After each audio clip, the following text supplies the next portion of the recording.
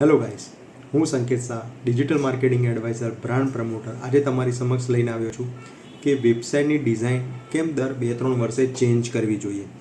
તો સાદી ભાષામાં હું તમને સમજાવવાનો ટ્રાય કરીશ કે જ્યારે તમે 2021નો મોબાઈલ વાપરો અને અત્યારે 2024નો મોબાઈલ વાપરો તો એમાં કેટલો ઇફેક્ટ આવે છે, કેટલી ફરક પડે છે. એ જ ફરક તમારી વેબસાઇટમાં પડે છે કે સ્પીડમાં મેજરલી ફરક પડે છે કે તમે જૂના વર્ઝનથી વેબસાઇટ વાપરો છો અને અત્યારે 2024માં કેટલા ઘણા નવા વર્ઝન ચેન્જ થયા છે.